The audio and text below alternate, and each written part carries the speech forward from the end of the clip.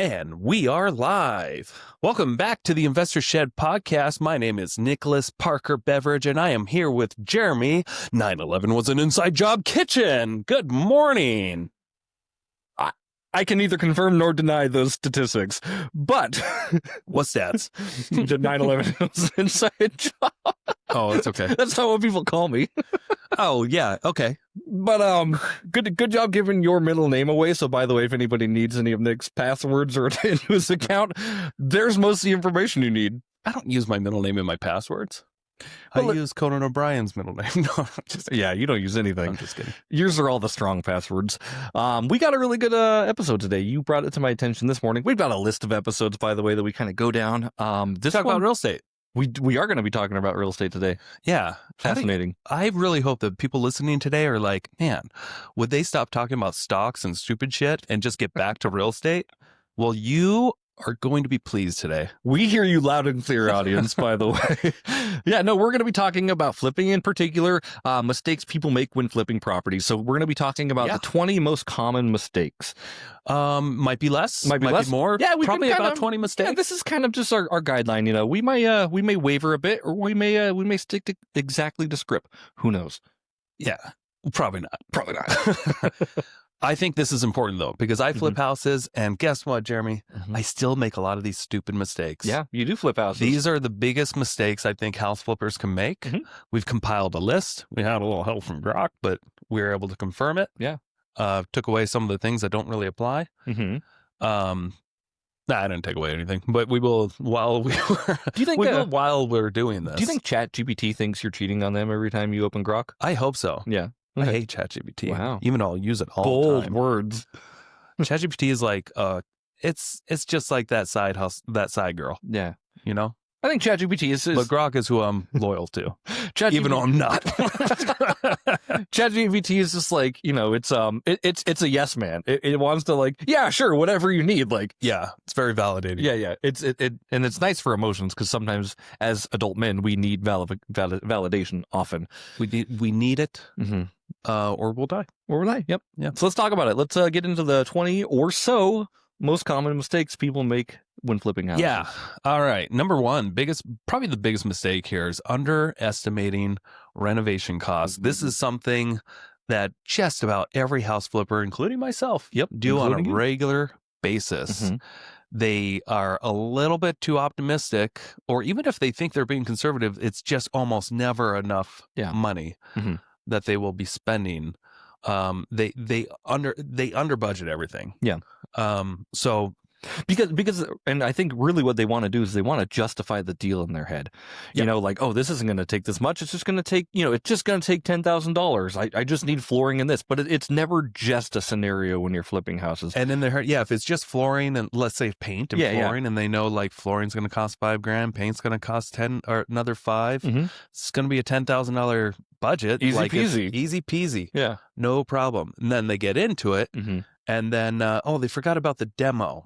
Like, it does cost, there's dumb fees. Oh, and we have to pay people to go do the demo. And the demo took like 3 days. And before you know it, there's like, there's $1,000. Forgot about that. Easy to forget about. And then you're like, oh, shoot, I forgot to apply for permits. Yeah, right. There's so much. Maybe not in this example, but in a lot of examples, you forget to apply for permits. Sometimes permits can run you like $500, $1,000 if it's new construction, depending on what it is. Sometimes you forget to budget for things like inspections. Yep. All kinds of stuff you can forget to budget, but people never budget for the smoke detectors. Right. People never budget for screws. Yeah, or staples or anything like that. Yeah. Random things. Like cleaning supplies. You do the best you can to. So here's what I'm going to recommend to mitigate this as much as possible. Anytime you have a scope of work and you kind of know what you need to do, like on this next property that I'm purchasing in Kellogg, we know that we're going to replace the flooring and we're going to do interior and exterior paint. Yeah. And that's about it. So in my head, I'm thinking $10,000. Sure. Approximately with the size of this house. Now, things that I haven't really considered until lately, until when I get back into it and I'm like, oh yeah, we're probably going to do that. We're probably going to do that. Because I do it on every single flip. Right. I forget about the light switch plates. Yeah. And the light switches themselves because they're old. And then the light fixtures. Again, I'm gonna small swap out a lot of prices, these. but these things Like really add up. we're not gonna paint this house and then put in the old stupid light fixtures when light fixtures are just a few dollars. Right. You know, on Amazon you can get you know, maybe $10 for like a decent light. Yeah. But it costs money to have someone install that light. Yeah, right. And it takes time to get those lights come in. And then if you're doing that, you might as well do the outlets. Yeah. I mean, we're repainting the house, so we got to swap out the outlets too. Right. That takes time. I mean, that takes like 15 minutes per outlet sometimes, depending on who's doing it. Right. Depending on if they're grounded or not. And then it's just like one thing spirals into the next. And then, oh, shoot, there's actually a bunch of leaks in this house. Yeah, Maybe, right. Yeah. you know, we got to swap out some sinks. And then if you're swapping out sinks, you're swapping out countertops. And it's just a never ending thing. And then also, you know, I forgot I didn't have really a budget for the backyard. I guess I thought that would be free. Right. I thought maybe we were going to do the landscaping, or I was going to do it ourselves. Even if I'm doing the landscaping, it still costs money. You gotta buy gas for the mower, gas to bring the car out, to transport it. For like grass seed isn't cheap. And then you gotta go get some sprinklers. Even if it's just you know, you still have to buy hoses. Even if you have these on your own, what if you're using them all? Yeah, you still got to get like the actual everything to be able to make that yard a little bit more presentable when you're going to resell. Because right now this house looks like kind of a disaster, but an easy one. Sure. Like nothing structural. We're not going to take apart walls or anything like that. But sometimes I forget that 10 grand easily turns into 20. Yep. With all the little things. Yeah. And like I've done a couple flips with you as well. Sorry to cut you off from where you were going, but you know, I have done a few flips with you. And you've never not gone over budget. And this is not a problem. Yeah. Like, I think this is a pretty common thing. Like, I don't ever judge you because, like, I would have gone more over budget than you would have on that. You know what I mean? I just, and now when we do projects together, like, I anticipate, I'm like, okay, you're saying 10. In my head, I'm timesing it by 0.3, like you said. Or, like, by times by like 0.5. Like a 30% more or something? Yeah. Like a 30% more buffer so on what that. So you multiply that by 1.3 or something like that. If you want to go 30% is like, I would say a minimum of what you guys should really budget. If you think you have a good scope and this is what it's going to cost, just add 30%. Yeah. What's cool is call it a contingency and it has its own name in the scope of work. And if you don't have a contingency, you haven't done this before. Yeah, it's true. And so there are some ways that you can make the flip go better, and that's by having a healthier budget, but you don't tell people about it. Yeah. If you tell yourself and everybody that you had, if like for instance this house, we have a $20,000 budget, we might start doing more things than what we planned. Yeah. And we'll end up spending 30. Right. So have a good idea of what you need this house to look like to sell for the price that you want it to sell for. Yeah. And is it comparable to those comps? And then also remember that if you're flipping houses, it's not like a rental where you can kind of get away with a lot. The house has to kind of, in most cases, look pretty pristine. Yeah. Move-in ready. Everything's kind of perfect. Yeah. Otherwise, people will just pay. Otherwise, people pay otherwise, you're selling a discounted house. Yep. And not getting full retail. Yeah. So understanding renovation costs, like you said, I think it's so important because, again, this is something that I don't think you're ever going to get 100%. Like, you're never going to see anything like, wow, I hit exactly dollar per dollar with my renovations. But we want to get you kind of in that right scope, right? In the right sphere where you should be for it. And that's why it's important to have, you know, if you've done this before, obviously the more times you analyze properties, the better your analyzation is going to be.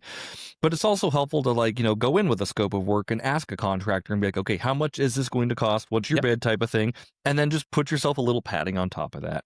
Yeah, sure. And have some extra cash or credit lines on the side for when you eventually go over budget. Try not to. Right. Everyone strives for perfection, but nobody's perfect. But what you really got to do is just make sure that you have the extra cash or access to cash somewhere if you happen to go over budget. And the if is not if, it's when. Right. It's true. Unfortunately.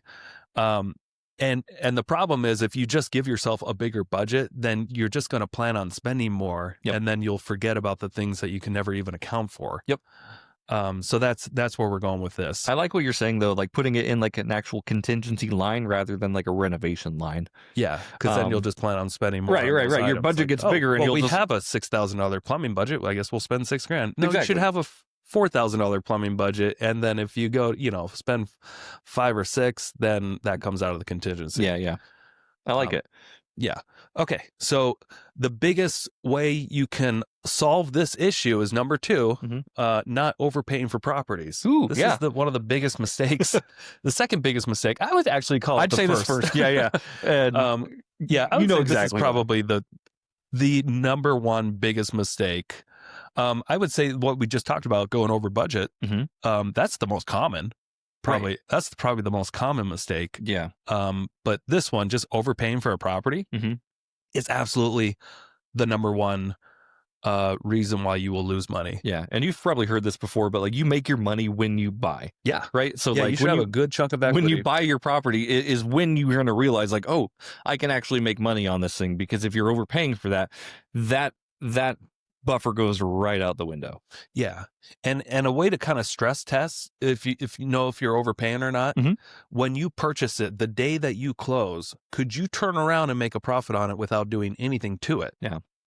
And if you can make at least 10%, without touching it, that's not great, because you have closing costs, right? And it's going to eat up.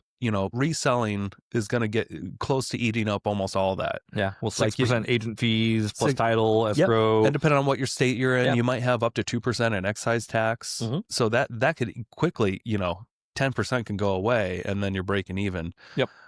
So be careful, but make sure that when you are purchasing a property, that if you had to just offload it without even doing any renovation, could you make a good return on that?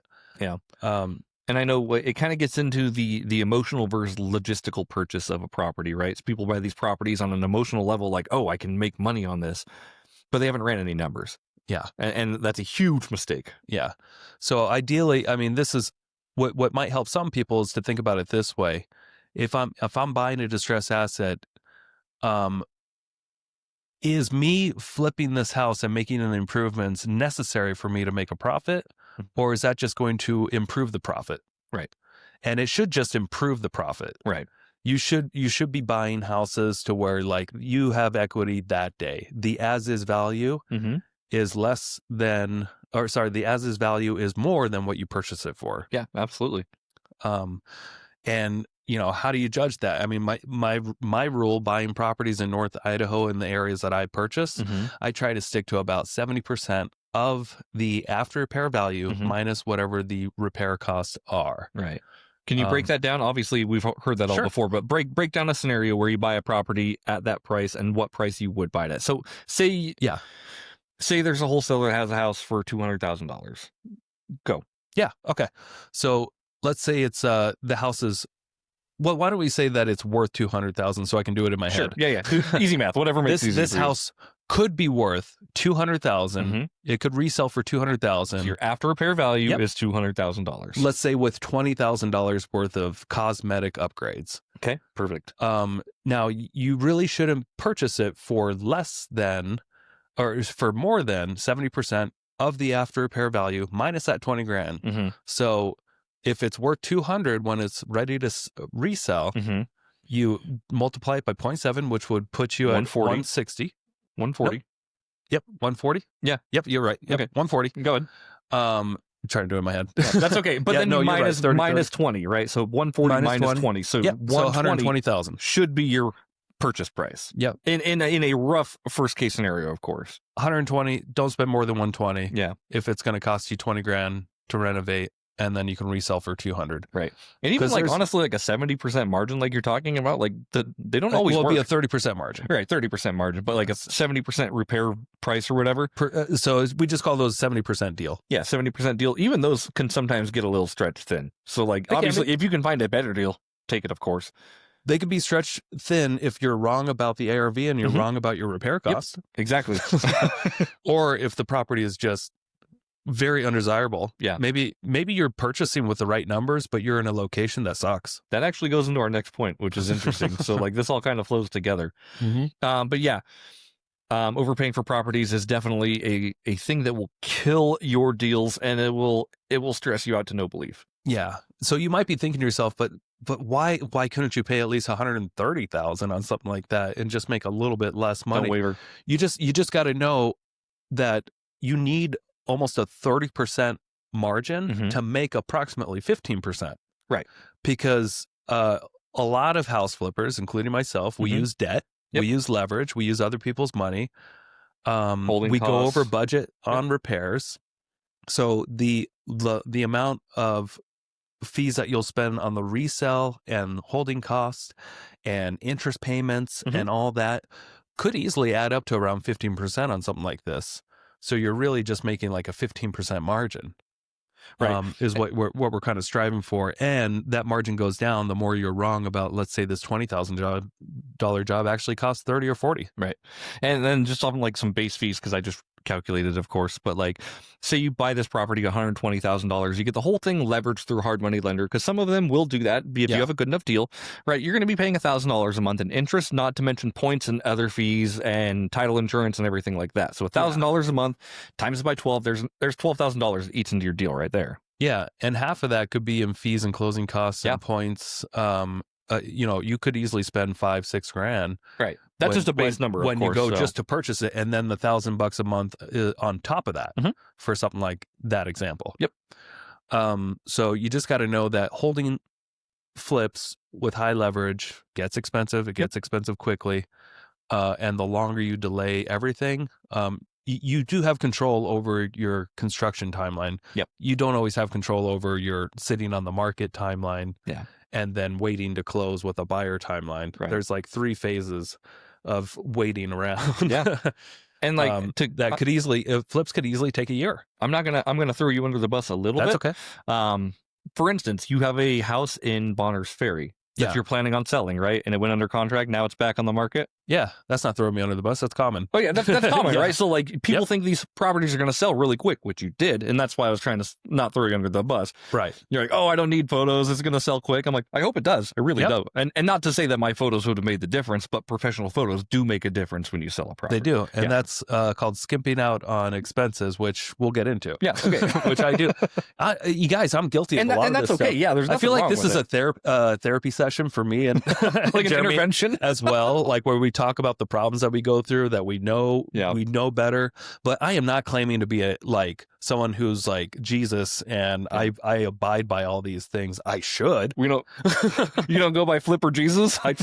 I should, but I make these mistakes too, just because we're emotional human being meat sacks that like make decisions on the fly. Yeah, and we think we know better than what's proven. Yep. We always want to beat the S&P 500 index, even though we probably won't. That kind of logic. Yeah. We think you're smarter than the people who've done it before us. Sure. And what we do is we do them a disservice by not taking their advice. Yeah. But I gotta say, I've been getting better over time. Yeah, and that's okay. I didn't mean to throw you under the bus for that. I just wanted to say, like, you did. It seemed like you tried to cut a couple corners and get the thing on the market fast. I did. No problem, of course. Yep. And that may not have been why it didn't sell. This is just, it's a weird time in real estate. Yeah, and it is what it is. Obviously, you can't control, like you said, how long it's on the market, who your buyer is, but you can kind of funnel people in the right direction, of course. Right. And you're your own real estate agent there, so like it's in your best interest to sell this thing. Like you got money in it. For sure.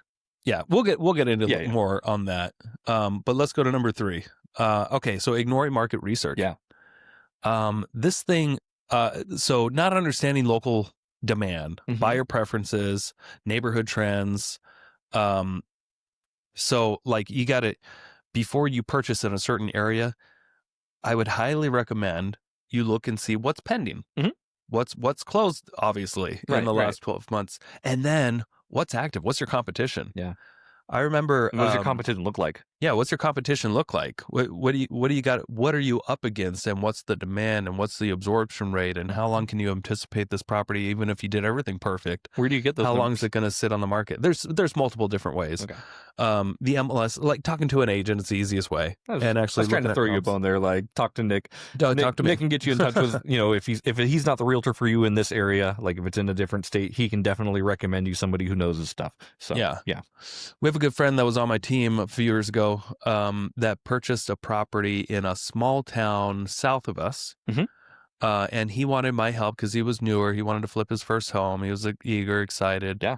And he looked at this. He was looking at this deal, and it fit good numbers. Yeah.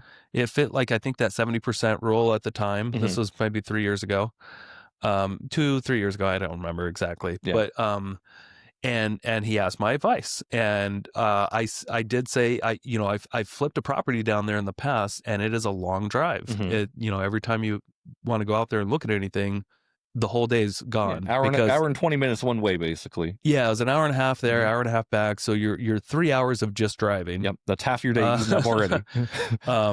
Plus, not to mention going to like Home Depot and lunch and running supplies. Like, so I cautioned him that, like, that was a severe 3 hours may not sound like much, but when you're flipping a house, and this was a gut job, by the way, where it requires a lot of checking in. Yeah. Lots of checking in.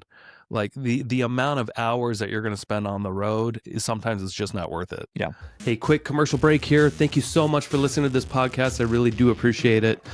If you want to give back, let me help you buy a house, or I can help you sell a house. It's the only way I make money when I'm not investing in real estate. I don't make money on this podcast or the events I do, but I do make money only when I help people buy and sell houses. So if you're looking for your next investment and you're here in North Idaho, I want to help you personally. If you are not in North Idaho, I can still help you out. I have a vast network of referral partners all across the country, and I can find the right real estate investor savvy agent for you so you don't have to. It doesn't cost you a thing. Thank you for your support. Back to the show. And you also have to budget higher than you think to get decent subs and everybody out an hour and a half away. And that actually plays into a different number on the list we'll talk about later as well. Yeah. Number 5, if you're looking at it.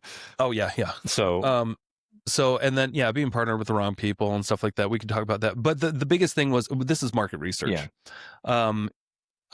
I also said, besides that, let's say it's worth it. Let's look at your competition. Let's look at your active, closed, and pending of houses like this and see what you got. Yeah. And in this price rate, he was going to be in an affordable entry-level price point, like the mid 300s or something like that, mid to low 300s. Because he was buying it, I can't remember. It was mid 100s or close to 2. I don't remember the numbers exactly. Yeah. I just remember when we looked at the competition, it was kind of scary to me. Maybe he didn't see it, but I gave him huge warnings like, dude, you have 14 active homes, not pending, 14 in this small little town. Yeah. Where if you looked at the last year, there's only, half of those have closed in that range. Like, this could sit on the market a while. Sure. You're going to have to be priced better than all these people and look better. And I would not do it. Right. Like, that is a huge red flag. You have an oversupply of real estate available in that, like, you want, ideally, in my opinion, to offer the market something that is in demand. And that just was not in demand, according to the MLS at that time period. Now, of course, I think he lost money on that flip, even though it met the 70% rule. Yep. It took him a long time to sell it. And it wasn't one of those I told you moments. I just felt bad. Yeah. That he had to go through that. And he ended up getting out of real estate completely. Yeah. And I mean, like, I think, like, have you ever been in that situation where, you buy a property and it's like, it almost becomes the death of you? Oh, sure. All the time. Yeah. I always feel, mentally I feel like that, but I feel like I've done enough to overcompensate. Yeah. I'm not just riding on one project. On a first deal, though, where you're like all your eggs are in one basket, literally, it's hard to kind of come back from that. Sure. Yeah. And yeah, it was just an unfortunate thing, of course, but you don't always win in real estate. You don't. But if you're going to ask advice from professionals or people that have done it before and they warn you, don't do it, fucking don't do it, because it could be your last. Yeah, that's true. But also, you can also prove everybody wrong at the same time. Sure, you can prove everybody wrong, but what does that do to your ego? I don't know. I remember the first loan I did. It was for Caitlin and Emma. And you're like, man, I wouldn't do that. And like, it ended up working out. Like, so there's Worked that. out fine. Yeah. And like, it doesn't, it's not always bad to not go by experts. Sometimes you do have to trust your gut. But you also said you would never do that again. Not in that particular way. Because you were also presented as like, we're just going to fund the whole thing. Yeah. And I was like, ugh. Yeah. Funding the whole thing, and you're in like the worst town in Idaho. Right. But we learned, right? But you guys, it still worked. You were in a market that made the difference. Yep. You know, it was a market time where everybody was purchasing, getting low interest rates. The leverage was there. Like if they failed at doing the flip, and we've talked about this on past episodes, but like if they failed at doing the flip, I just got to keep a property. Yeah. And I'd figure it out from there. Like I would have made more money if they failed. And I'm not right every time, obviously. Yeah. I'm wrong a lot, but I try to just give the most honest and blunt advice that I can based off my mistakes. That's all we can do. Okay. So next one. I was actually analyzing a fourplex to keep down in St. Mary's recently. Oh, nice. It didn't work out, but that's good. Yeah. Okay. Poor project management. Mm-hmm. This one's kind of a crappy one. This one's you're either good at project management or you're not. You can get better over time, I believe. Mm-hmm. But this one is a skill of your patience and your resilience and your ability to try to do multiple things at once instead of just one thing at a time. There's so many different ways to renovate a property. Mm-hmm. You can be the guy that does it all. Yep. And you're in there when you can be in there, or you can hire it to a contractor and they can be that guy to do it all. Mm-hmm. You can hire it to a general contractor and they can be that guy to manage it all. Yep. And they send in multiple different people to do that job. That's probably, if you're newer at this, I'd recommend something like that. Yeah. But just make sure that you can afford it. Yep. And that you guys agree on the price and you think it's fair. Mm-hmm. It's okay for people to make money, especially people in the trades. They work hard. But make sure you're getting multiple bids where you're not getting ripped off. Yeah. But in my experience, poor project management is when you are on the clock mm-hmm. and you're not doing all that you can be doing. Yeah. When you're renovating a property and there can be work being done on the exterior and the interior, you should, in my opinion, try to have as many people there as possible, different subs. Yeah. Different an electrician, plumber, HVAC people, mm-hmm. people doing the exterior painting, maybe at the same time, because there's so much involved. If you just do things one at a time, sometimes you'll shoot yourself in the foot with how much it costs just to be there. Like if you're the average flip in like the Coeur d'Alene area, mm-hmm. somebody can be spending $200 a day in interest. Yep. And not really fully understand that. They never really think about that. I have. Yep. But you can easily, if you're getting a hard money loan on a flip in this area and you're getting a loan for $300,000. Yep. And then you're doing everything yourself, whether you're doing anything on the property that day or not, you're spending $200 in interest. Yeah. So the faster you can get that done, the better. And sometimes it's worth hiring an electrician that maybe costs $50 extra. Yep. But that can get things done 4 times quicker than you. Yep. Or that's a no-brainer. But in general, try to have a little bit better planning. If your project needs permits and you absolutely have to get permits, try to pull those before you ever close on the property, so you're not just sitting around for a month and waiting for permits. That's a good call. And making sure that you're really thinking about the next week. What are we doing next week? And do we have the proper materials ordered, or can we have them here? Do we have everything ready to go? Yeah, because if you can keep your guys moving, like you said, I think that tightens up your timeline a little bit as well. There's a lot of people that you can involve in making the project easier. What I like to do is I like to use Lowe's. Mm-hmm. And specifically like in the pro department, they know me there, and I can have one of the managers, he can go out to the site for me or with me.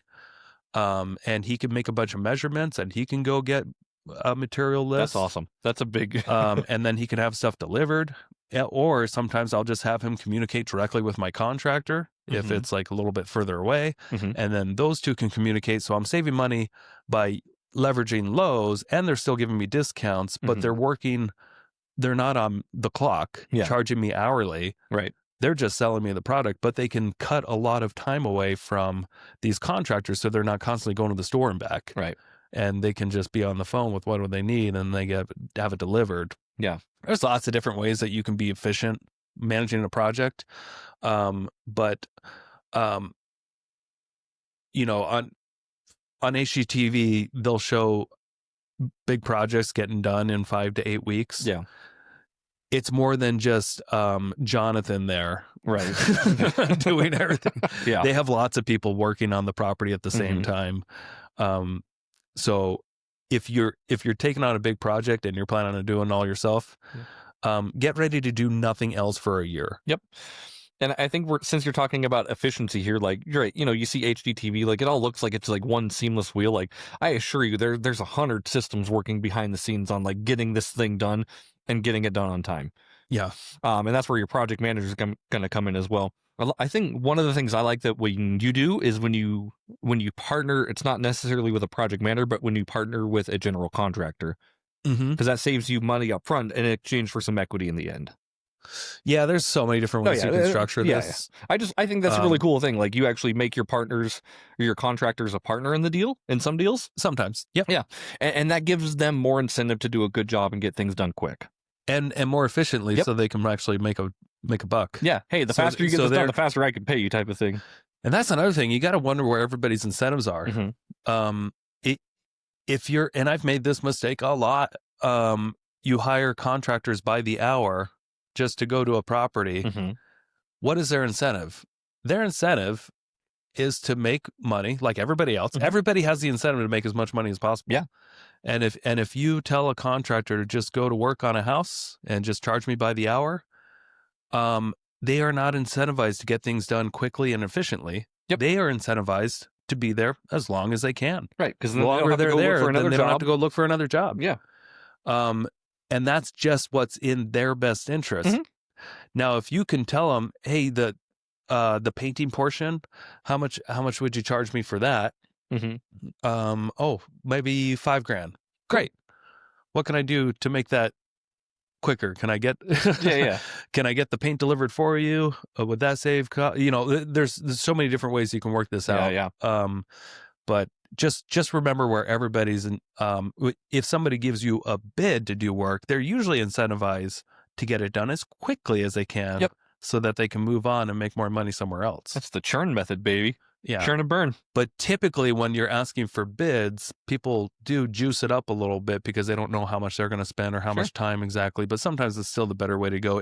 What I like to do is I'm a mutant and I like to be involved in like, tell me how much labor you would charge me for this job and I'll get all the materials there. Yeah. Instead of, you know, by the hour or something like that. That's kind of like what I've grown into, like trying to work out with subs and different people. Make their job easier by just telling me how, you know, you can take as long as you want because that's just going to eat into your bottom line. Yeah. You're going to make less per hour the more hours you work. So go ahead. But I'm going to make it easier by you not having to fork out cash and going to buy materials and going to the store. Yeah. You just tell me what you need and I'll have it there. Have it all by the delivered time for you're you. ready. And I found a lot of contractors kind of like working that way. Yeah. Not all, but a lot of them, they prefer that because then they're sure that they'll make money. Right. They don't have to worry about materials or anything like that. And they can just go in the hole, getting reimbursements and things. And and you know, and they don't have to feel awkward about charging me to go to a store or something like that, or forget like, man, because that could take half their time sometimes. Yep. Is just going to get a bunch of lumber for a deck or whatever. It's true. When it's all just there, they can just put it together. Yeah. Sometimes that's a better way to get things done. I love that. Okay. Next, we're going to be talking about choosing bad partners. This is a big mistake. No, you've never made this mistake, have you? I've made this mistake. I know a lot of people have made this mistake. The last guy that we were talking about, he made this mistake, and that was probably. Tell me what happened there. You know a little bit more about it. Yeah, I know a little bit more. I don't know all of it. He partnered with contractors. He partnered with contractors. The contractors brought the deal to him. He was the funder for the deal, basically, and they went in 50-50 for the deal. And then they wanted to get paid by And the then week as they well. wanted On to get top of after they closed, Yeah, yeah. then they wanted to get paid for doing work, and they were partners. Yeah, yeah. So, and I had to tell them a couple times. so like, hey, immediate red flags, like put a cap on this, like maybe give them a couple grand if like just to get them started, but like put a hard no on, like I can't pay you after this. Yeah. This is beyond my realm. Anyway, so did he buy that with like a joint venture with them, or like how did that work? Do you remember? I don't know all the details. Okay. I think it was a joint venture. But also, yeah, he ended up losing, I think, $50,000 to $80,000 of his own money, and he didn't have that kind of money to lose. Right. So he had to get out of real estate completely and go get a job. Yeah. Even though he set himself up to move here and become a real estate agent and flip houses. Yeah. But that's a heavy hit for a person. For your very first deal, that sucks. Yeah. Because I think he's that would have probably made not me coming like, I'd probably want to get out after that too, to be honest with you. Yeah. Like, so this was a big mistake of partnering with the wrong people. And these partners, they were, I will say that they were lazy in the sense they never got things done. Yeah. They lied about where they were. So they said they were at the property. They never were. He'd go check on it and things weren't done. They weren't there. They always had something coming up that was like their number one concern. And that all kind of comes down to like crystal clear criteria as well. Like what are your expectations for being here? How can we make sure this is done? And again, you learn the more you do in this business. Like I've learned how to make better contracts by just making contracts. Like the first ones weren't great. Now they're better. Yeah. They're not perfect, but they are better than what they were. Yeah. And I think that's just like, okay, like analyzing every deal as it comes, like, okay, what didn't work on that last one? Why didn't I like it? Was there a contractor involved, or was there a term involved I didn't like? How can I make this more lucrative for me and also still give my partners what they want? Yeah. Again, you just learn over time with that stuff, of course, but I think bad partners, you've got a lot of experience as well. Yeah. And a lot of it still has to go back with incentives. Yep.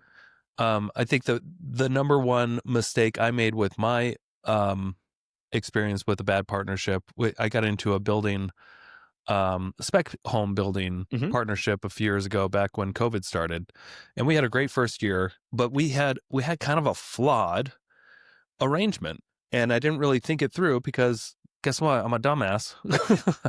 And I just assume everybody has the best intentions. Yeah. But we went in, it was a 3-way partnership between me, another agent, and these home builders. We wanted to build spec builds.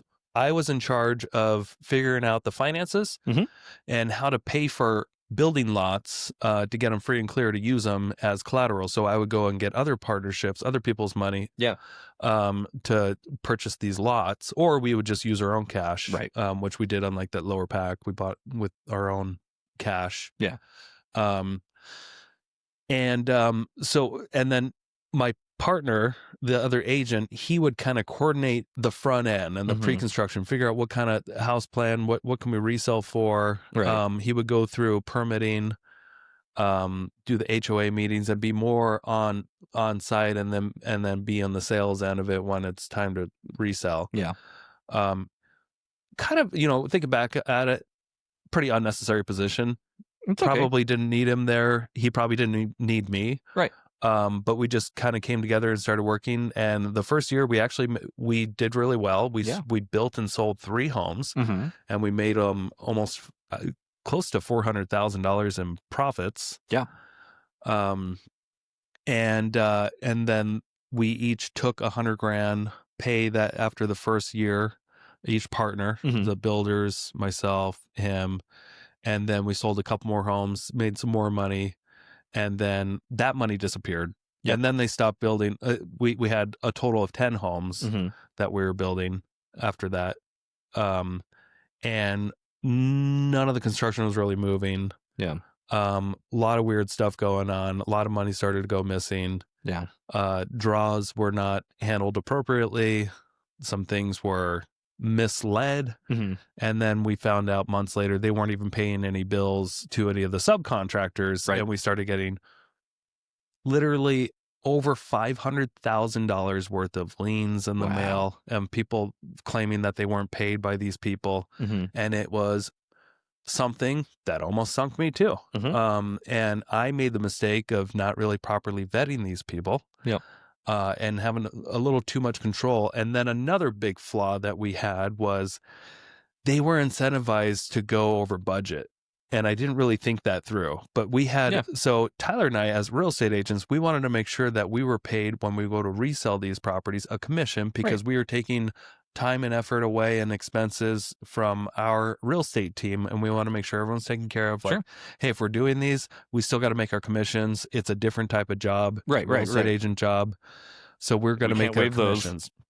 And then they said, the builders, well, we still want to get paid as builders a certain percentage. Let's call it, and we each agreed 7.5%, 7.5% for the agent business, 7.5% for them on top of whatever it costs to build. Yeah.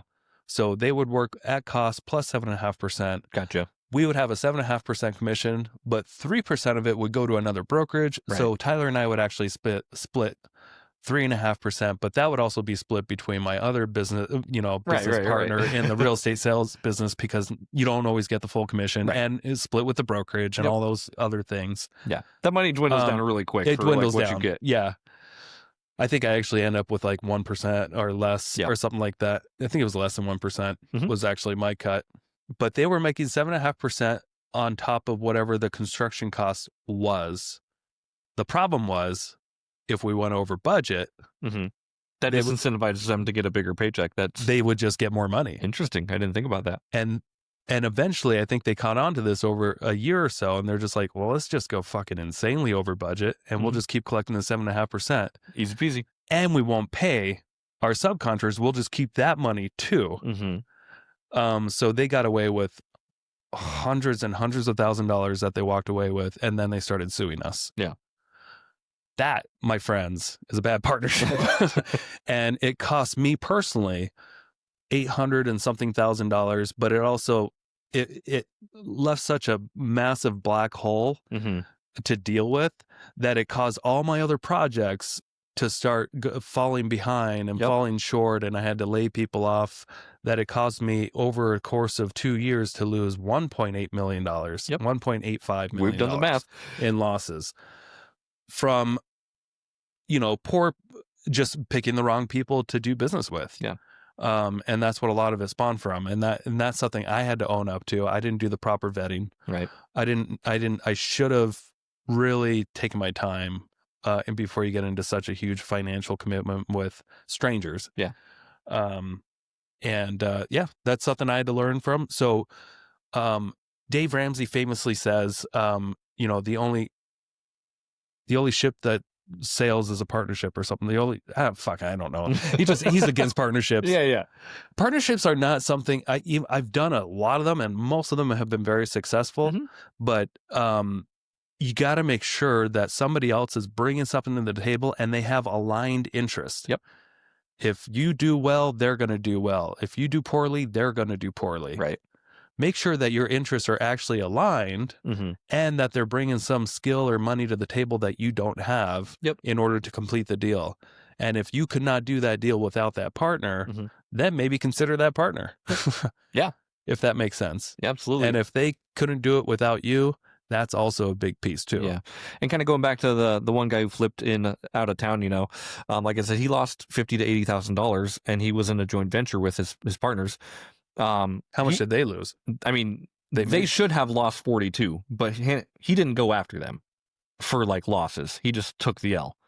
Yeah. Because they essentially made money. Right. He's like, because they were actually collecting a paycheck instead of splitting the profits. And like what that's was his integrity too. He's like, I can't sue them because like they really don't have anything. Like, like, what am I gonna do? I'm gonna pay $200,000 in court to get 50 back. Yeah, it's bad. It's a hard business. Similar situation that I went through. It's like, I can sue these people, but it would cost me more than I would ever recover, if I'll even ever collect. Right. Yep. And that's I would win. Attorneys told me that I would easily probably win in court and never collect a dime. Yep. But the likelihood of you ever getting that money back is. But the likelihood of me spending $100,000 to $200,000 in attorney fees was very high. Yeah, that's almost a guaranteed at that point. Yeah. So choosing bad partnerships, just make sure, like what Nick said, your interests are aligned. Everybody has a vested interest in the deal. I love that. Like whenever we do a deal, or I ask like who's in charge or who's running this, Who Yeah. else is what other partners are you involving in this deal? Yep. Right. I asked like what you're bringing to the table. Like most of the time on this last one, you're like, okay, I'm paying for everything. You are just providing the renovation budget. So you're already vested in this project, making sure Yep. it gets done. I'm just providing a little bit of renovation budget. Yeah. Great. So your interests are making money in this property. Sure You is. make money when it sells. Yep. Right. I make money every single month. It's kind of like a win-win, right? Like, yeah. So you're incentivized to get it done quick. Our interests are aligned. Our interests are aligned, correct? And that's if the project goes poorly, we both do poorly. Right. You'll probably still get paid. I'll get paid, but like it's not going to be like you're not going to like it. Yeah, and that's going to cause a strain. So, but if you're partnering with a contractor, right, don't make the mistake of paying them until the job is done and profitable. Yeah, because that's what you. Because anything other than that, your interests may not be aligned. Things may change. It could be your best friend. It could be your brother. Yeah, and if they're making money with whether this project makes money or not, not a good combo. Right. Tell me how I know, but we don't have that much time. Ask me how we know. One more thing on like partnerships. Where was I going to go with this? Yeah. So with contractors in particular, you can incentivize them. I've heard this. I've never done it, but saying like, hey, we have a time frame on this budget. Yeah. Right. So like if you get this done by November 2nd, in 2 weeks, hypothetically, right? I'll give you an extra 5% on top of what we talked about. Sure. If you go 2 weeks later, though, I'm going to deduct 15%. So you make the deduction worth hit harder than the incentive. So they're more really incentivized to push and get a little bonus than not push and lose a lot. Yeah. I don't know if that's ever really going to work out with most people. Sure. But you can always but ask. it's always something Yeah. that you can incentivize them with the carrot and the stick kind of thing. Sure. Yeah. Okay. Here's the next thing. Over leveraging. Ooh. Taking on too much debt. Too much commitment. This is a pretty common mistake with house flippers that are doing more than one house flip. Yep. It's pretty hard, I think. Me personally, if you're buying a good deal, a real good deal, and you had enough money on the side or credit lines or something like that, if the project goes overboard. But if you're doing 2 flips, 3 flips, 4, 20, yeah, and everything's you're over, you have to constantly leverage everything. Yeah. It only takes one thing to go wrong for everything to start collapsing. You're right. You are very right. You are building a house of cards, even if you got a bunch of discounts. Ask me how I know. Yeah, and I'm going to give a couple examples here because we have again flipped a couple houses together. Again, not meaning to throw you under the bus, but these are things I've seen that I've been like, that's why we have this episode. Yeah. Like this is throw Nick under the bus episode. Nick intervention episode. No, for instance, like when you were over leveraged in this 21-22 area, right? I think we were working on Violet at that time. Great property, but what I noticed is like one days when like I needed a dump truck. The dump truck wasn't there. Yep. And your advice was like, I'm going to tell you is like piss poor advice. You're like, just throw it outside and then we can throw it in the dump truck later. I'm like, well, that's 2 jobs. You know what I mean? Because now I have to pick it up, throw it down, pick it up, throw it down. And that doubles the time. And it was yes and no, right? But like now I have to work around the mess versus like just getting rid of the mess and so I can get to work. Yeah. And it was just because we only had one dump truck, of course, because it was at another property. And you're never going to be efficient if you're trying to do more than one thing at once. Right. And yeah, again, I don't mean to like call it out, but I was like, oh, that sucks. Like on going forward, like I'll pay for a dump truck. Like I'll fucking pay for a dump truck to sit here so I can keep moving if I'm going to be doing the demolition and stuff like that. For sure. Yeah. Yeah. Yeah. So, I mean, it's just over leveraging leads to bad stuff happening eventually. Yeah. There's not a whole lot of like super successful people out there that have been successful for a long time that have always over leveraged and said it's a great thing. Right. Still doing usually great. It's great until it's not. And when it's not, it's really bad. Yeah. Because you're always, especially in real estate, this is like the one business where it's super, super common to take on debt. Yeah. Lots of debt. high interest rates. Yeah. And when things are going fine, things are going fine. But the moment things start getting a little bit difficult, everything starts feeling a little bit harder than it should. Yeah. And when when I had 26 projects going on, that, by the way, all of them were purchased with the 70% rule in mind. All of them. Yet I still lost money on 10. Yeah. And that was because market changes, the bad partnerships things. But because I wasn't able to physically get to everything, I was so over leveraged. I couldn't have people everywhere at once. Good deals started growing some hair. Yeah, get a little moldy, and eventually turned into non-good deals, right? Or barely profitable. Yeah, because they just weren't done in a timely manner, or efficiently. Yeah, because there was too much going on, and it turned all these good eggs into spoiled eggs. Yeah. And I think like what you're talking about too, like a lot of these problems, they kind of coerce together into one thing. Like when you chose bad partners, it led to you being over leveraged, and then your over leverage led to not getting things done in a timely manner. And it was all choice. Yeah, it was all choice, but like, and then eventually it wasn't. Yeah, but eventually you don't know what you can handle until you had you're to at, make like a max capacity, of course, decisions based off the prior decisions of taking on too much more than you should. Yeah. And I didn't know what my limits were. Yeah. I thought I had a lot. I thought I had a lot more leeway than I did, because I had a lot of resources. I had a lot of people that wanted to bring me money. I had a lot of deals out there, and and at the time the market had a big demand. It did, for lots of real estate. Yep. So I just thought, this is the time to make wave, hay baby. while the sun is shining. Yep. The problem was, the moment the cloud went over the sun, the wave exposed my nakedness. Yeah. Your crops withered really quick. Yes. Let's say, yeah, quicker than they would have if I had less going on. Yeah. But that's how I learn. Yeah, and that's okay. Like, again, nobody's judging you here. Hopefully, but if you ever feel like you're getting over leveraged out there, you probably are. Yeah, and it's a good idea to stop, even if you think you can still afford things, even if you think you have enough credit lines. Get it back under control, like, seriously, as soon as you can. And that it's that way with a lot of things. Like, even if you've ever been personal debt, like, oh, I'm in over my head. Start fixing the problem right now. Yeah. Otherwise, it will continue to compound, because that's how it works. Things either compound greatly or they compound negatively. It's if your life sucks, it's going to continue sucking. It's going to get even worse. Yeah. Here's an easier one for you guys.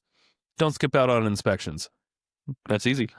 That one, actually, so I'm trying to take a page from my book, because I do struggle with always wanting to do everything the way I should do it, and then I try to cheap out. It's just in my nature. Yeah. But like, I have this property that's been on the market for 50 days in Hayden, hasn't been selling, had a lot of showings, 24 showings, and I just couldn't quite figure it out, because there was a lot of overwhelmingly good feedback, nobody making offers. Right. Some people said that the living room and stuff feels small. Other people said, oh, the back door is kind of wiggly, like kind of little tiny things. Right. And then, I go to show the property, because now it's been a couple of months, and I'm noticing all these little issues that have grown since it's been sitting on the market for 50 days. Like, all of a sudden there's more weeds. Right. There's some actual mold now in the garage that I can see that maybe I didn't see before. The back door, like, lock thing just broke. So if people are going to the backyard, they're like, oh, this is broken. Yep. Like, it's not like, a good, wait, I thought this house was supposed to be redone completely. Right. And then, like, you go to the main bathroom, you're like, oh, we really should have changed out that fan cover. Yeah. It's the only thing we didn't change out in the house. So, like, it just looks funky. How much does a fan cover cost? It cost $18. I swapped it out over the weekend. Okay, cool. And then, I walk into the master bedroom, and you can't tell, because it's empty. Like, could you fit a good sized bed in here? Yeah. Yeah. It's kind of, so I actually staged it over the weekend. Nice. So here's what we do to try to fix the problem on this house. Yeah. And future problems, because it's not selling as quickly as I thought it would. Right. Taking off the market today, and actually have a home inspection going on tomorrow. Nice. home inspector is going to point out everything that's wrong with it that a buyer would eventually find out and ask, beat me up on the price or something that like a buyer that. would be running, basically. Yeah. And I'm going to take care of these little issues that I'm already kind of aware of, but take the house off the market, give it a good, cleaning. Yeah. In North Idaho in the MLS, we can take a property off the market for 2 weeks, and then when we put it back on, it will be like a brand new listing. Okay, so you're gonna take it off for 2, put it back on. Yep, that's so gonna. We have to wait 15. So we have to sacrifice 15 days, but within those 15 days, I want to take care of these little issues that I notice walking through this. A lot of people are saying the living room seems small, but you know what's really, we made a mistake. We staged the living room with the smallest couch we have. Tiny furniture. Tiny furniture. We need a bigger couch. Yep. That way the living room doesn't feel small, because people when they walk through a house, they really interpret what they see as this is the way things are. Yeah. And not how could things be. Right. I ended up staging that master bedroom with like a bed and nightstands and lamps and a chair in the corner with the little like pillow and stuff. Tried the throw rug thing. Not rug, throw blanket. Tried to make it more HGTV-ish, and it's like huge difference. You walk into the oh wow, I can tell this is actually a master bedroom, and you can fit everything. You can still walk through here. Yeah. You can still sit in a chair in the corner, and there's the 4 can lights and the fan in the middle. Now there's no question this isn't a small room anymore. Right. It just needed furniture. But anyway, we're talking about inspections. Right. When that inspection report comes back, I want to tackle everything on that inspection within the next couple of weeks. Yeah. That way this house, and we can upload that inspection to our MLS and say that there's an inspection attached, and I'll make marks on it that this was fixed. That way, when we do have a serious buyer eventually, they don't have to beat us up with the inspections. Right. They can just download that and say, oh, cool. Maybe we don't even need it. We can save the $500. Right. And not have to get an inspection. We can close quicker. Yeah. It's true. Done that plenty of times. I don't know why I don't do it with every flip. Yeah. I really need to get back in the habit of that. Yeah. And I remember you talking about that. You've done that. We did that on one of our flips, right? Can we get an inspection in advance? And I said, absolutely. That sounds like a good $500. And it worked. Yeah, it worked really well. Yeah. The buyers, they did not get an inspection because they just used ours. We did that on Shorties, didn't we? Yeah. Yeah. Okay. Nope, I remember that. I was like, wow, that was actually, it's a good way to get ahead of the curve. Yeah. And obviously we've talked about inspections. Like you should get one before you even purchase the property. Right. You should get 2. Yeah. Get one before you purchase. This sounds expensive. It's going to be about $1,000. Whatever. But if you want to be a serious house flipper and actually juice the property as much as you can and do a proper job and not make sure you don't miss a beat. Yeah. Get an inspection before you purchase the property and address with the seller some issues to try to get a price drop. I did that in the Kellogg property. Yep. And guess what? That $500 inspection saved me $5,000. Yep. I was actually surprised with how good the house shape was in. Yeah. He said he is concerned about the roof. The roof it's going to need a new roof soon. But I was able to tell the sellers, I want to move forward. I'm hoping you can help me out with the roof. I need a $5,000 price drop. Yeah. I didn't realize the roof needed to be replaced. The roof is obviously going to cost a lot more than $5,000. Maybe it's going to cost $8,000 or something. But if I didn't get that inspection, I would never ask for that $5,000 price drop. Yeah. So buying that $500 inspection made me $4,500. Yep. Because I was probably going to have to replace that roof. Oh, yeah. You were going to do it anyway. Yeah. Or, does that make sense? Yeah, absolutely. So don't skip out on the inspections. They are an investment and a huge tool to help you do the right things you need to do. Yeah. Easy peasy. Huge tool for negotiation and a huge tool to get the job done right at the end. Yeah. I just think it gives people that peace of mind, like you're saying, once you've flipped a property, get an inspection, and then people can look at that without having to, really guess if there's anything wrong with the property. Yeah. And it's also great if your contractor says they're all done with the house. Great. Do you mind if I get an inspection just like a buyer is eventually going to get? And whatever they point out, do you mind just tackling it before you're completely done? Yep. They're usually like, yeah, sure. And then you'd be surprised how big that list usually is. A lot of little tiny things usually that end up compounding and taking a few extra days. So helpful. Oh, yeah. So helpful. For sure. Inspections, then what's the next one? Over improving properties? Is that where you want to go? Over improving properties. Okay. You know what? I'm going to call it under improving. This AI list says over improving properties, but I've seen more mistakes where people under improve. Yeah. You can certainly, it depends on the neighborhood. But most of the time I see people that just try to cheap out when they shouldn't. You know, if the comparable properties have nice landscaping and you chose to ignore it and it's all burnt up and you're trying to get the same price and people walk up like that, don't under I guess what things would you over improve? Like countertops, doors. So countertops, I don't think countertops cost as much as most people think. Sure, but I'm saying like putting like a slab of granite in something that just needs like a rental in Kellogg or something like that. Yeah. Probably not needed. Yeah. But like things like I'm going to do this rock feature in the backyard, like this retaining wall feature that's going to cost 20 grand. It's going to look amazing. Buyers are going to walk in there and they're like, oh, it looks great. But in their head, they're not adding 20 grand to their algorithm of like, this is easily worth 20 grand and I'd pay that. Right. I'd pay for these rocks. It's true. You know what I mean? So over improving, maybe building out a shop with an office in it. May be an example of over improving. Depending on the area, though, no, I would say building out a shop is going to be just fine. Yeah. You don't need to add all the extra stuff in the shop, maybe just the concrete. Yeah. Maybe the carpet. You need to put new carpet in the bedrooms.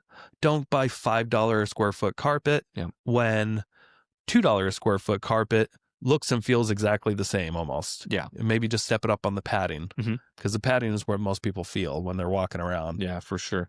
And a lot of this, like we're talking about going under or over improving your properties. It does actually lay into the next point, which is curb appeal on this one. Like you want things to look good. You're talking about the weeds and the landscaping, right? I'm just trying to push through this list a little bit faster. Yeah, we're probably not going to get through all 20 today. Yeah. Maybe we'll have a part 2 of this. That's okay. But like, so like you're talking about under improving it. properties. Like obviously if landscaping sucks, you want your curb appeal, like you want that wow factor right when people get there, right? Yes. Or right when people look at that first photo on the MLS. Yeah, curb appeal is huge. So exterior paint, don't do what color you like. Do what color's in fashion. Yeah. And go ask somebody, at Lowe's or Sherwin-Williams or whoever's at the paint counter, the Bear rep at Home Depot. Try to look at a catalog and see what is trending, or ask your painter what is trending, what do people really like, and then does that paint also go with the house that you are doing? Because certain colors don't look the same on certain house styles. So, like a colonial looking home is not going to look the same as a cabin, right? If that makes sense. What's in for you right now? Like, what colors are you seeing? And I know this trend's going to change in 3 months when this episode comes out, but sure, yeah. You know what? That's tough. I feel like it's changing a little bit. What's still pretty dependable is just simply white. Yep. With black trim and some sort of like a blue door or just a white door. Keeping it, and we're talking about just keeping things neutral. It says a lot of people don't come up to a white house with black trim and be like, "Ugh, I hate it." Yeah. So you're trying to maximize your buyers that would be fine with it, but they don't need to fall in love, right? Because they can put their own paint in there if but they just need to be like, wow, this looks nice. Yeah. That's all you're looking for is wow, this looks nice. Oil rub bronze is out though, right? Oil rub bronze is probably out. Yep. We're talking about interior hinges and stuff. Yeah. I think, for simplicity, if you're flipping houses on the interior, it depends on the price point and stuff. But I think what's pretty safe is like a bright white interior. Yep. When we're talking trim, doors, walls, ceilings. I love the look. Just a bright white with black hardware, black hinges, black doorknobs, black, cabinet knobs. It feels classic and like clean, like clean, right? And like a beachy style floor. So like LVP, that's like kind of like an oak-ish, like light oak. Lighter colors are in. Yeah. In general. I agree. I shoot a lot of houses that are like black, and they have the black paint on the inside, black paint on the outside. I don't think it's going to last. I don't think, like, not only do they not photograph well, like they just look like bat caves. Like they look so dark in the photos. I'm like, I can't do anything about it. You chose black. The problem is you're probably going to have like 3 out of 10 people love it. Oh, sure. But 7 be like, ugh. Yeah. It's black. Yeah. Even like I said, like photographing, I'm like, the balancing the blacks is the worst part because this is like there's no light to judge off of. You don't want here's the biggest thing you want to avoid: people not wanting to purchase your house based on the colors. Yeah. That first impressions are that's it. You want it so neutral that they don't even think about the color. Right. That you want them to just be like, wow, this is fresh. Not like, wow, I love that paint color. Yeah. You want them to not even think about it and just know that this is like just fresh and clean. Yeah. And like as a consumer, I go into a dark, grungy house. I feel like I'm in a dungeon. And I don't like that feeling of like, this doesn't give me the happies when I buy this house. You know what I mean? Like, I feel like I'm trapped and almost suffocating in this house versus a bright house with white paint and black finishes, like you're saying. I feel like it's almost like a blank canvas. Yeah. It's classic. So next thing, rushing the flip, cutting corners to save time, shoddy work, reducing buyer appeal. Obviously, this is kind of a no-brainer thing. Right. I think we can skip over this, but like, people aren't going to see the wonderful plumbing job you did, or the wonderful electrical, perfect, wiring job you did, or the perfect HVAC hookup, in the walls. They're not going to see any of that perfect work. What they're looking at is your drywall finishes, your paint finishes, your caulking job. Yeah. They're looking at how the countertop meets up with the edges. Any flaws at all on the countertops, like any scratches in flooring. They're looking at here's a big thing, just simple cleanliness. Yeah. Is it spotless? Are there any streaks in the windows? Right. Those kind of weird things that you wouldn't think are issues that are so easy to fix. Yeah. Those are the big, people will assume that you did a bad contracting job if there's drywall flaws, or like some scratches that weren't attained to, or like some texture was off in this corner. Sure. Some screws are showing through, something like this. So like, you got to be kind of a perfectionist.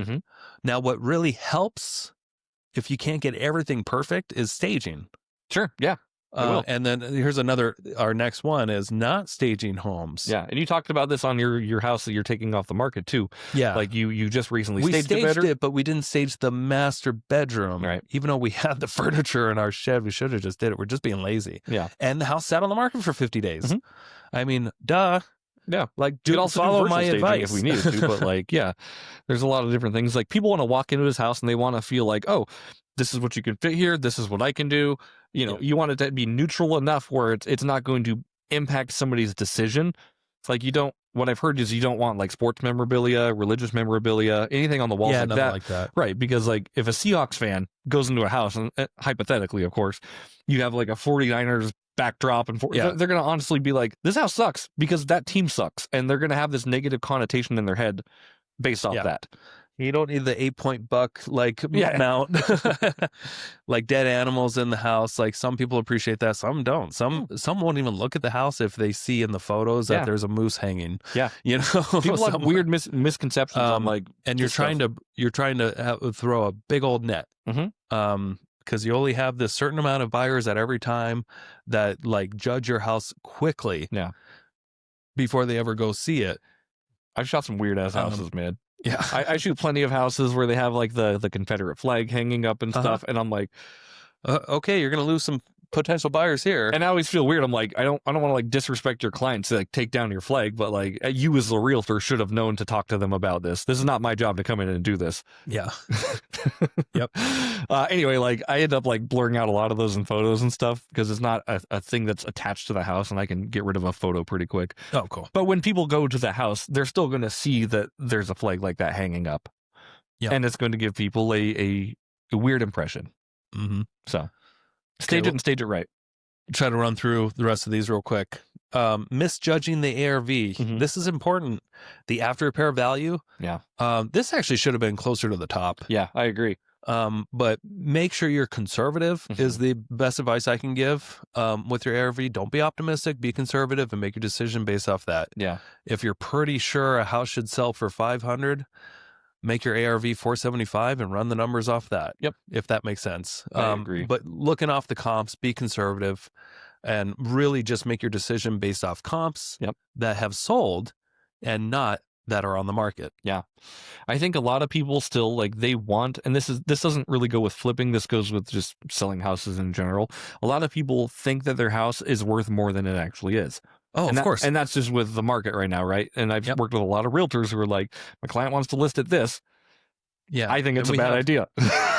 And right now, we're going to going into late 2025, and there's an unprecedented amount of optimism in the market. Yet at the same time, things are sitting around and people are dropping prices. And we're starting to follow that trend, that national trend of houses dropping in value. Okay, ignoring permits and regulation. We kind of touched on that. Failing to build a reliable team.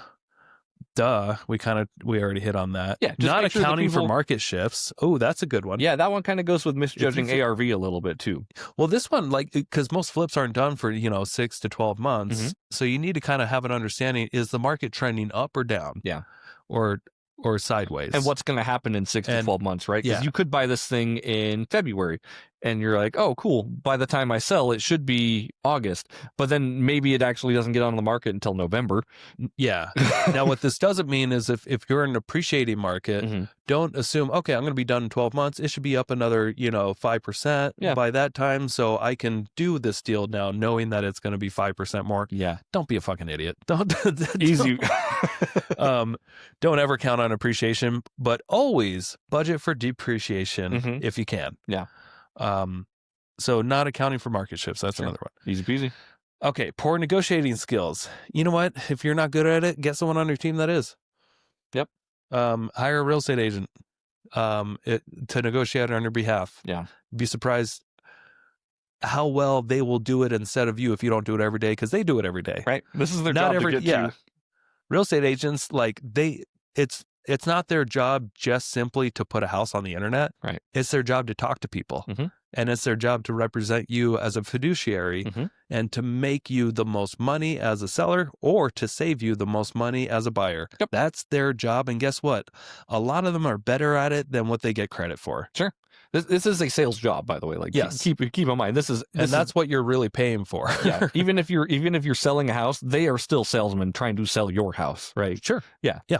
Even if you're buying, they're still selling, like you said, with negotiation. So yeah, negotiation skills are a must in any sort of sales position. And everything, it's not always price that's negotiated, it's terms too. Sure. Yeah. Yeah.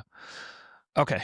Ignoring cash flow. Duh. We don't need to talk about that, but that's a common mistake. Yep. It kind of goes not with learning from as well. mistakes. Right here, I'm the guy. Have made plenty of mistakes. I feel like I've learned from most of them, but I make the same mistakes again and again. Yeah. And I feel like I've got better over time. Yeah. But that's just because I'm not perfect. And then lastly, burning out, taking on too many projects. So focus on fewer projects and with that, pay more, higher quality. Yeah. That's a pretty good advice. Yeah. Don't take the low-hanging fruit $5,000 deals that could put you in the red. Yeah. So final thoughts on this. What do you think of this list? I think it's decent. I think the second half is just kind of like a little filler, a little redundant. Yeah. I think like the first like 6 or 7 were probably the most important. Yeah. Other than that ARV one. Sure. I feel like the ARV is like right up there in the top 3. Oh yeah. It's funny that it was way down there, like what was it, 12 or 13? May not have been in any kind of particular order either, though. So, yeah, I guess you're right. Yeah. But anyway, hope you guys learned something. Yeah. This one went longer than I thought it would. That's okay. But we had a lot to say. Yeah. Thanks for sticking around, Hank. Thanks for hanging with us. Hey, if you're still here, we moved our school community. Yes. Yeah, it's a new page. Yeah. It's called the Investor Shed Mastermind now. I love it. Investor Shed Mastermind. Alex Hormozy came out with a new book, new offer, and he's part owner of the school platform that we use to host our mastermind. And he basically offered it for like $9 a month. Yep. For host user. This isn't something you guys have to pay for, but it saves me like $1,100 a year. Nice. Because I was paying $1,200 a year. Now it's going to be like $100 a year. Easy peasy. $9 a month. Yeah. To host this platform for a lifetime. The only catch was I already had an account. Right.